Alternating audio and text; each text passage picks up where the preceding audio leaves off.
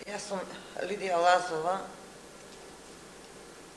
од случајот Калдрама, познат може вие на сите со Катарините. Бевме приведени на 1 декември 2011 година. Приведени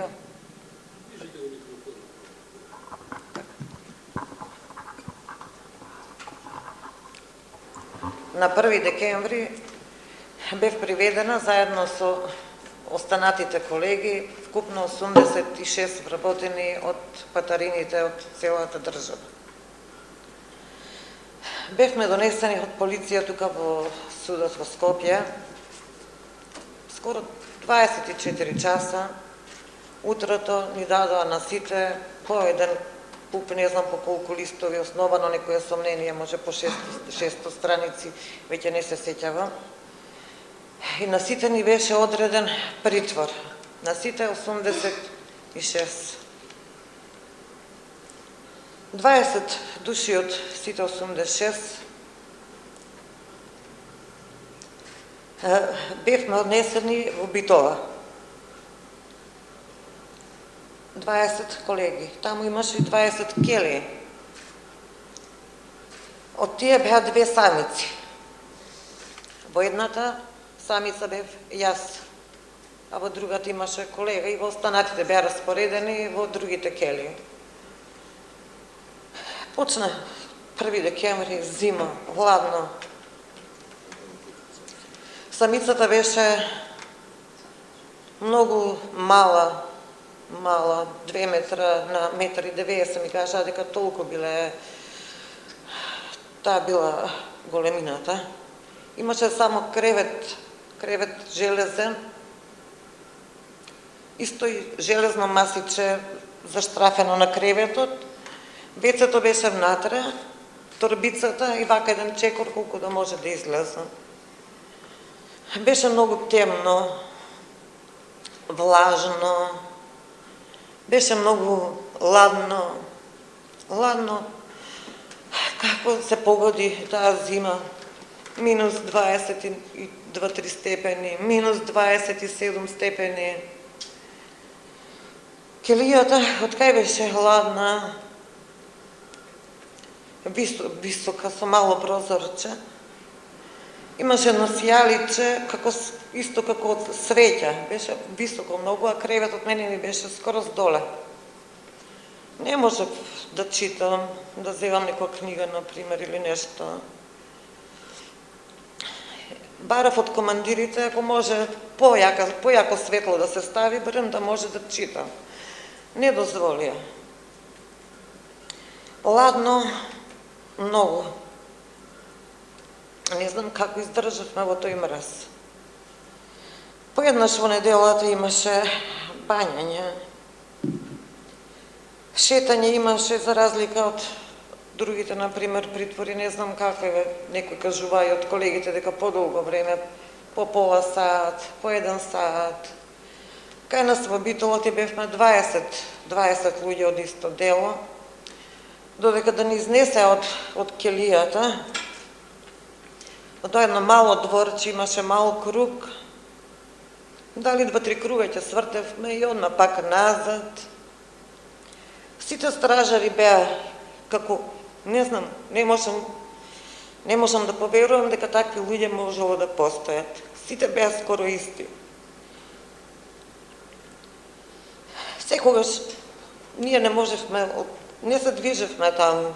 Секогаш и нозете ни клецале и сме плачеле. И колегите ако вика дека, например, машки, ги слушав како липат и они. Во секој момент некој се беше, не знам, изгубен или така нешто. Така се обраќа, например, завршува се ја шетањето и ти викат со некој глас, таков глас, не знам, тргај, ама не можеш да не се расплачеш, не можеш да издржиш. И си собираш сила, пак е Велија што рече, си викаш не, ја мора да издржам, да излезам надвор, да бидам на слобода. Имавме посети на 2 недели поеднаш.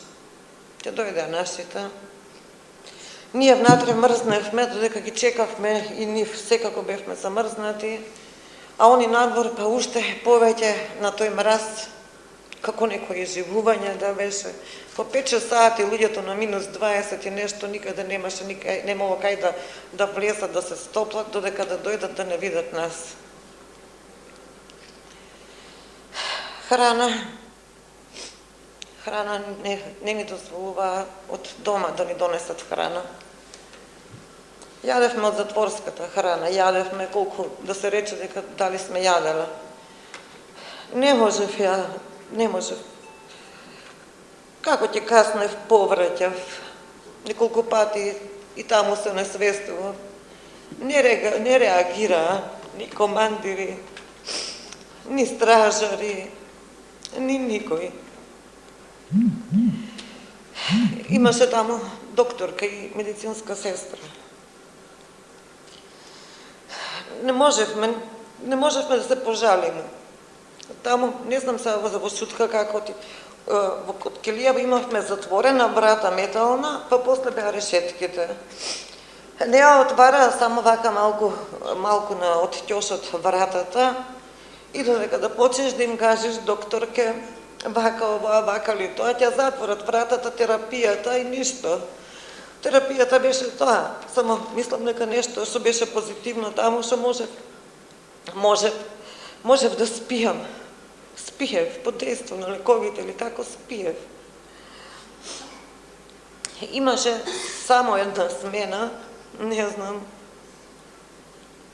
и не ги видов луѓево како да им се заблагодарев. Мислев дека ќе излезам од притвор, од притвор, дека ќе имам можности да отидам до Битола. Никогаш тоа нема да го заборавам на таа смена. Кога идеше тој главниот командирот, само тој во таа смена, викаше, однесете и на жената шише со жешка вода. Ми го носеа шишето, се топлев со рацете, со нозете, со главата смрзната, со капи, со јакни, со ќевиња.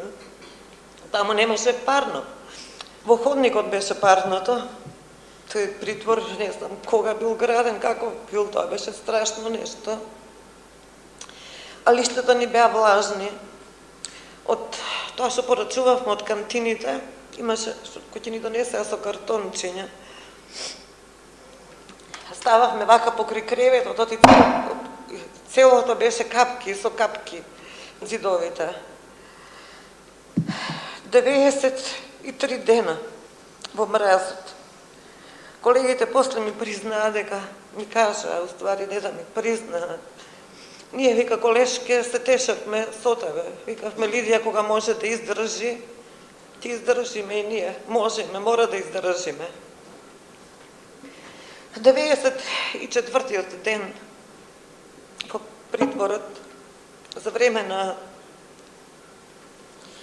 бањањето, не знам како сум паднала. Сум паднала во бањата, сум се несвестила. Дојдоа стражари, дојде брза помош, ме однесоа, ме дигнаа. Од почетокот во Битолската болница. Таму направија снимки. Не можеа да ми стават инфузија, од што бев дехидрирана, што бев слаба. Ме масцираа. Жените што беа во собата, со некој, не знам, тоа ми остана така во сеќавање, посебно некако ме гледаа како, не знам каков ли криминалец или кој да сум, што сум. Со брза помош ме донесоа до Скопје, на клиника. Сум имала право да си одберам за лекувањето кај сакала операција да биде дали во Битола, дали во Скопје. Тоа беше сабота. Во неделата, уште рано, ме оперираа.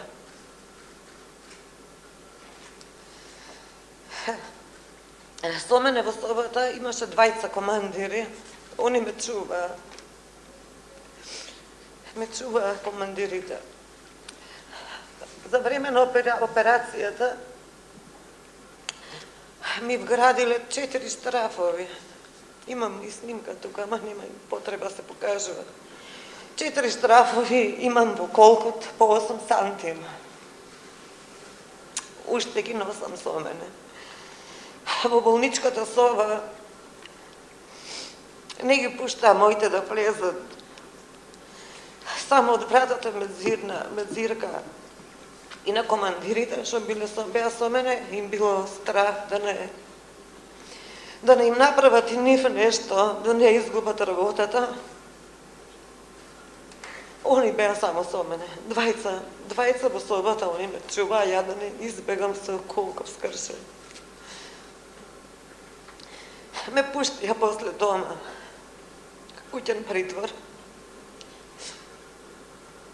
Бев многу слаба, многу претерано. Не можев да станам, да застанам на носет. Донесаа дома, дојдоа доктори и од ортопед, и од физикална терапија. Им вика и на моите дека Лидија мора да стане. Не смее да се лежи, мора да стане со патериците, да се движи, да оде. Не можев, не знам колку време, се онесвестував. Не можев ништо. Од клиникава. Конзилиарно мислење ми дадоа. Со конзилиарно мислење и адвокатот поднал барање до судот. Оти тоа и беше препорачено да одам на бајско лекување. Судот не ми дозволи. Судијата Ѓоко Ристов се смееше. Рече, тука барање за бања сте поднеле, да не сакате во спа центар да одите. Седев дома, се мачев со патериците. Не можев, ми ставаа сунѓери тука под рацеве, за да може да се подпирам, да проодам. Почнав полека да одам. Судот ми дозволуваше да одам на контрола. Ми даваа дозвола се на контрола тука за траума. По неколку контроли, ја не можев со патериците од двај одев. Рекоа, вежбај дома, на масата, до масата, ќе клекнеш, ќе станеш. И на снимката се диагностицира остеопороза. Таа остеопороза како последица на тоа што не ми дозволија да се лекувам, што не ми дозволија бања, што не ми дозволија вежби да правам. Требаше штрафовите да ми ги извадат последна година. Штрафовите кај мене уште стојат. Со нив сум. Бидејќи слаби коските, не се препорачувало да се бадат, операција да се прави, да ми ги отстранат. Може евентуално, вика, вештачки колка. Пред година и нешто има многу болки, не можев да одам пак. Направив неколку терапии во Велес на физикална. Оти студијата не ми дозволи тогаш бања, а не можев и ја да си дозволам. И до ден денеска нема отидено на бајско лекување. На судењето сите 86 бевме осудени.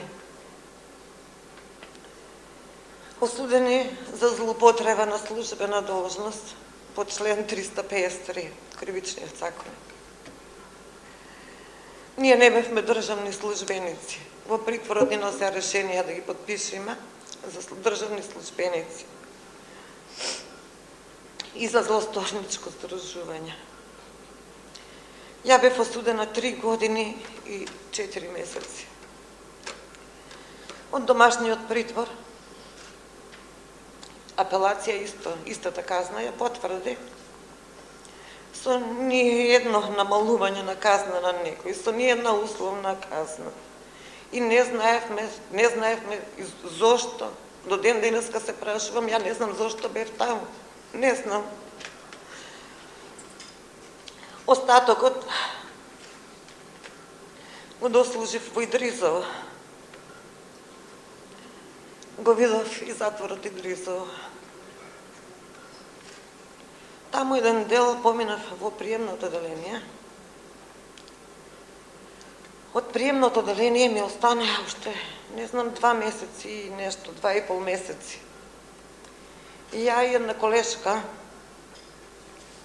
од истово дело од Калдрама, наместо во отворениот дел, тогаш нас не ставија во затворениот дел. Во затворениот дел, таму ја долежав казната. Имаше, не знам, секакви затвореници има, секакви случаи има. И таму кога требаше да се бањаш, треба да се знаеше кога има топла вода, се знаеше, например, тие се бањаат први, например, и готово за остатокот, ако има после, ако остане време. Имаше од почетокот во Идризово само еден телефон, една говорница. За тоа времето дека бевме на пауза, време од 2 сати. Не знам над 60 или 80 колку жени бевме во тој затворениот дел. Чекавме да се јавиме, да ги слушнеме дома. Некогаш ќе дочекавме, некогаш ќе дојде некој ќе рече не може ти, ја гужва имаше таму. По некој време наместија и друга говорница, тогаш беше подруго. И така заврши казната, одлежувањето на казната. Од кога заврши казната, ние сите се осеќаме уште, ако слободни, како да сме живи, како да сме заробени. 2 од колегите починаа. Останатите чекаме, се надеваме, чекавме закон за повторување на делото. Нема ништо од тоа. Чекавме од СЈО и од таму ништо. Чекаме од Страсбург, меѓутоа за Страсбург имаме поднесено не за притворите, колегите рекоат измисколку имале поднесено такво некое барање таму до Страсбург, кај нас за бројот на возилата, за штетата што била направена, и тоа не беше штета, например, јас седам во кабинава, не се бројат возилата што минале кај мене, туку 5 километри пред таму, а например 2 бевме затворени, 2 од правецот се наслободни до ден денеска си работат. Заврши. Многу бракови, многу семејства уништени. И ја останав сама. Неколку години живеам сега кај татко ми. Живеа во Велесе, јас сум во Градско. И он е инвалид, 83 годишен стар човек со пенсија. Нема работа, а како инвалид и не можам во такво место. Не можам да одам да работам земјоделски работи со Колков, не можам да клекнам. Има таму близко, има многу жени што во таа фабриката Дрекслер Мајер. Таму одат, ја не можам толку време да издржам, да стојам. И така,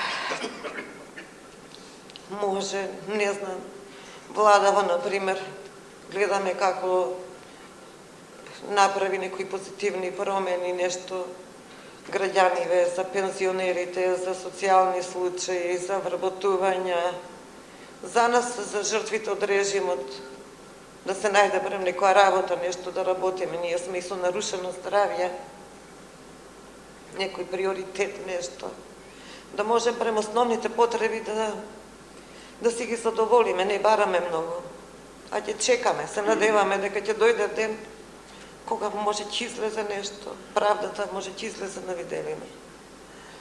Мора да се надеваме.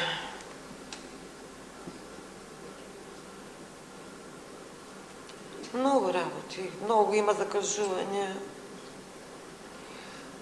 Се трудам, сигурно и другите се трудат, се трудиме да заборавиме и од колегите многу ми рекоа за денеска. Колешке не оди, не се мачи, нема ништо од тоа. Викам, ја ќе одам. Не се заборава. Гледаме на моменти, например, си речеш готово, не е ништо, а на моменти се враќа. Сето тоа се враќа. Еднаш во притворот, колку сакам светлина, што кажа и Велија, ќе излезевме од самицата кој ќе излезевме исто ќелиите. Оти беа во внатрешниот дел, па друг ходник имаше, па после светлото надворешно. Светлина. Многу сакам и уште не можам, мислам во темно да бидам. Кој излезевме, очите не можевме да ги така наеднаш да ги прилагодиме. Еднаш ми прегоре си лицето. Не знам зошто. 4 дена, кој како минеше. Ќе го замолам командире, помолам, може ли си лицето да се смени? Добро, ќе се смени. Пак ќе дојде друга смена, може ли? Ќе се смени. 4 дена, од каде? И така темно, со тоа малото сијаличе, со не знам тоа, како светиче. И уште толку потемно. Уште толку потемно. Многу има за спорување, многу. Не може тоа да се... Не знам. Не може да се искаже.